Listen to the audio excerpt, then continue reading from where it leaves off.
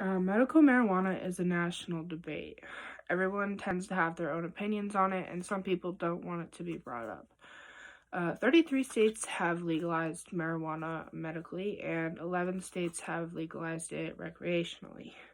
Studies have shown and proved beneficial towards legalizing marijuana. Medical marijuana needs to be studied further to understand the health benefits, the difference between THC and CBD, and different standpoints political leaders have. So first you need to understand it to be able to learn about it. So THC stands for tetrahydrocannabinolol, and that is the psychoactive component that causes the high that you feel. CBD is short for cannabinoid, and that's the non-psychoactive component that causes you to feel more relaxed.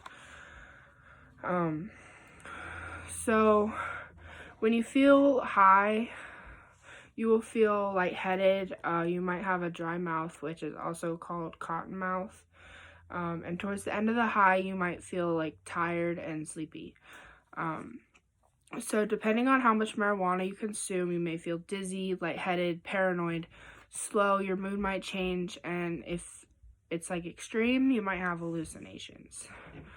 So there are two different strains, indica and sativa. So indica will make you feel more relaxed and sleepy. Sativa tends to energize you and make you more hyper. So indica has a higher level of CBD and lower levels of THC, and it's the opposite for sativa. So there's a federal ban on marijuana at this time. So even though states have legalized it, the federal ban makes it so that if some federal agency would come in to deal with a case about marijuana, it's still deemed illegal. So they'll still get in trouble on a federal level, even if they don't on a state level. And that makes it hard for people to be able to study it and actually know the real benefits that marijuana could have.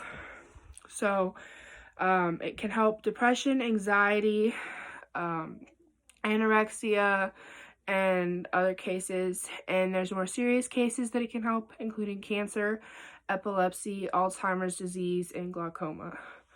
So when the cannabinoids, which are a type of chemical in marijuana that causes a drug-like effect to go through the body, including the central nervous system and the immune system. So when those are in your body, you should feel more relaxed, and your anxiety and your depression levels should drop. Marijuana medically helps chemotherapy patients to not vomit as much. So on Facebook, there's an article that I found, and it was titled, "U.S. Government Finally Admits Cannabis Really Does Kill Cancer Cells." In the article, it talks about how the National Cancer Institute says that it's possible for the cannabinoids to kill cancer cells, all while protecting the cancer cells. So I looked up some cases that have been done to prove the benefits of marijuana. So in 2001, there was a study on how it affects chemotherapy patients. So 70 to 100% relief in vomiting in patients. In 2014, there was a study on how it affected the Tourette's syndrome. It reduced patients' tics by 70%. In 2007, there was a study on how it affects depression and increases serotonin in your brain, which is a happy transmitter. So, Governor Ricketts is totally against legalizing marijuana in Nebraska. And if the bill that's going through our state gets to the governor, he will deny it and it will not go through. So he talks about how other states who have legalized it both recreationally and medically have lost control of it, and he doesn't want Nebraska to have that to happen. So he released a statement, And he said, as the use of marijuana has been legalized in some states, including our neighbor Colorado, we have been able to observe the impact the legalization of marijuana has had not only in their state, but as well as in our own. Legalization of marijuana for any purpose has proven to be risky proposition because the controls placed on its use in other states have fallen short. Sheriffs I visit with, along with Colorado, Nebraska border, tell me that the Colorado law has led to increased criminal activity, placing a greater burden on law enforcement in our state.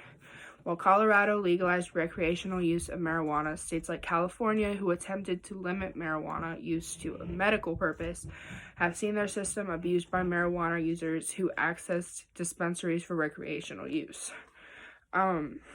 So I do understand why he's taking his opinions from other states, but I think that he needs to do more research on it and not just look at what other states have said.